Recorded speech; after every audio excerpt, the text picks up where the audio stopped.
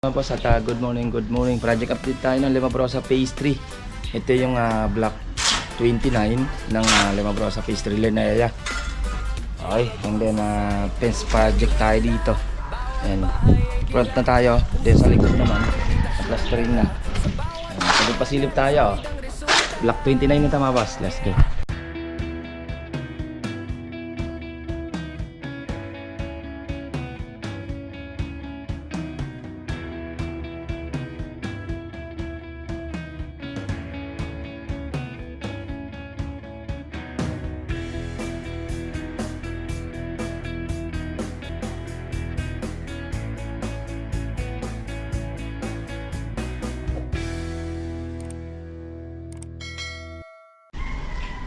Tama boss at ito yung project natin ng Linea Block 29 ng Lima Brosa Phase 3. Phase na tayo.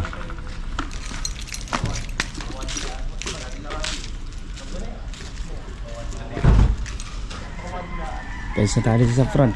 Yan, poste na tayo. Yan. At yung design nito same lang din sa woodlands na ginawa natin.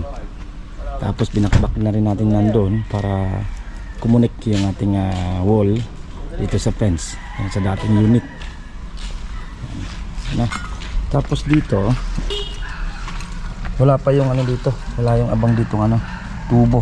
Abangan natin ng tubo, napahukay natin tong drainage dito dahil yung downspout nya mapupuno yung tubig ng septic tank, hanggang sa septic tank lang. Wala na kami nadaanan, malalim na kami, wala pa kami nadaanan na tubo. Sana merong drainage to. Pag wala, kukunik kami doon. Ayun, meron sa kabila. Amakbak kami dyan para mag-connect doon sa kabila. Gawa na hindi pwedeng walang drain yung septic tank. Pag napuno kasi dito tumakbo yung mga niya sa downspout niya, lahat nandito sa septic tank. Walang abang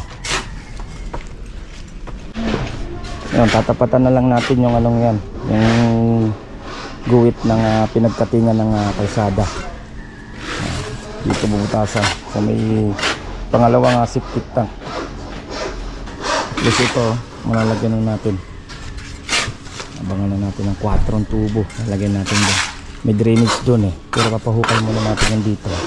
Kung mayroong drainage dito natin kukunik. Pag wala, bilang drainage kabilang tawid ng kalsada.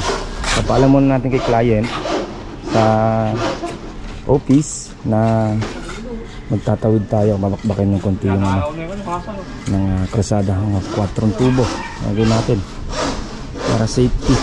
Pag napuno yan, dun lalabas sa CR.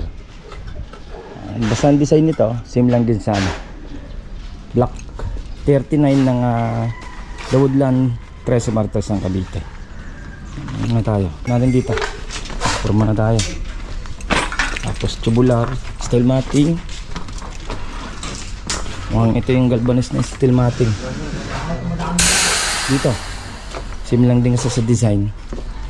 Ayan, ito na, may groove na tayo. Ayan, dudugsungan na lang poste yan, tapos steel matting. Paikot. Maganda ng firewall nito, o yung wall dito sa fence sa kabilang unit. May binuhusan nila sa taas para yung tubig maganda, hindi tatagos ng tubig. Ganito sa likod niya. Okay. Starting na tayo para sa ating sa bakod. Ito pa lang naman yung gagawin namin, pero finish to yung gagawin natin. Pipinisin yung lahat, iwanan natin na finish na, may kulay na. Abang na rin yung mga ilaw natin. Napansin nyo sa doorbell meron din tayo switch ng ilaw sa canopy dito, meron din. Okay. Ayan mga boss, yan ang ating konting pasilip ng Lima Brosa Phase 3. Ito yung block 29 na linea natin na ginagawang fencing project. Yung binuksan natin na parang 2 weeks na. Malipas na ng mga 2 weeks. Yan, at araw ng Monday, Lunes Santo ngayon. Ayan, Lunes Santo tayo ngayon mga boss. At update ko naman kayo by bukas naman sa ibang project naman natin. Okay, ingat-ingat tayo mga boss. Block 29 ng Lima Brosa Phase 3. Okay, ingat-ingat tayo. Bye-bye. Ito pong J Uragon Vlog, napakaganda po ng channel na ito, no? Tungkol po ito sa construction. Actual construction po ang channel na ito, no? Pag pinanood nyo po ito, panalo po kayo sa channel na ito. Napakaganda po ng mga video niya. Lalo na pong magaganda, no, yung mga iba't ibang design niya. Kakaiba po yung mga iba't ibang design niya sa mga kisame. Subukan nyo pong panoorin J Uragon Vlog na ito. Matutuwa po kayo pag pinanood nyo po yung mga video niya. Maraming salamat po.